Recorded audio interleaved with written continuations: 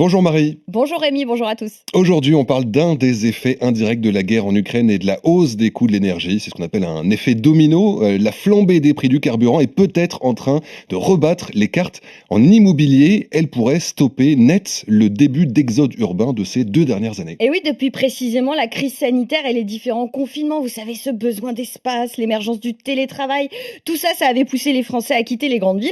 Mais c'était sans compter la hausse des prix du carburant. De plus en plus d'acheteurs renoncent désormais à s'éloigner de leur lieu de travail car le sujet, c'est celui du pouvoir d'achat. Les Français prennent conscience de l'impact sur leur budget des prix à la pompe. Écoutez Guillaume Martineau, le patron du réseau Orpi. Ça commence, on l'a tout à fait, ça a été vérifié déjà dans ma propre agence la semaine dernière et puis dans d'autres groupements chez Orpi, là, notamment sur Pau, dans les Pyrénées. On a des clients qui commencent à nous dire cette maison dans l'absolu me plaît plus que l'autre, mais je vais faire un achat raisonnable.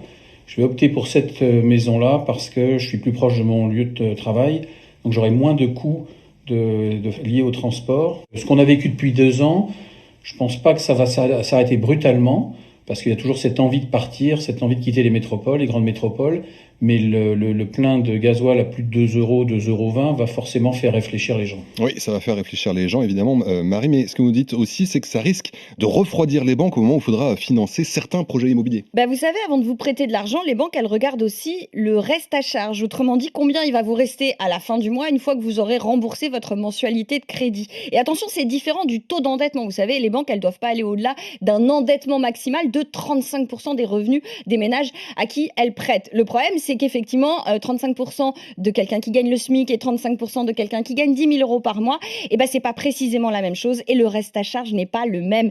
Et donc, effectivement, c'est pour ça qu'il faut aussi regarder le montant qui va rester pour vivre.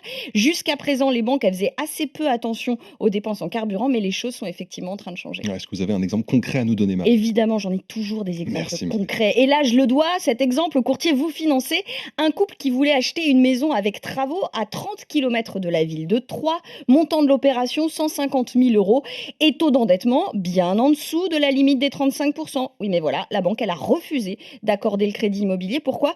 Parce qu'elle avait anticipé l'achat d'une deuxième voiture. Oui. Et les dépenses en carburant associées, ils ont considéré au sein de la banque que la charge était trop lourde pour ce couple. Alors finalement, ce ménage, il a pu décrocher un crédit immobilier d'un montant tout à fait équivalent, mais pour un autre projet, en l'occurrence, un appartement dans le centre-ville de Troyes. On voit bien qu'au final, effectivement, le coût de l'éloignement pèse beaucoup plus lourd aujourd'hui. Donc en clair, Marie, vous êtes en train de nous dire que la hausse des coûts du carburant est en train d'effacer les gains de pouvoir d'achat qu'on avait en s'éloignant des grandes villes. Et comme vous aimez les exemples concrets, j'en ai un autre. Avec Lyon et son agglomération, il y a encore quelques semaines, acheter une maison de 120 mètres carrés à Brigné, à une vingtaine de kilomètres de Lyon, ça revenait moins cher qu'un 75 mètres carrés dans le centre-ville.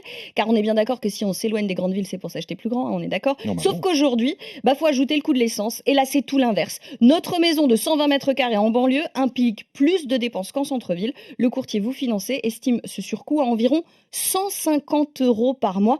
Et encore, c'est sans compter le poids de l'achat potentiel d'une deuxième voiture.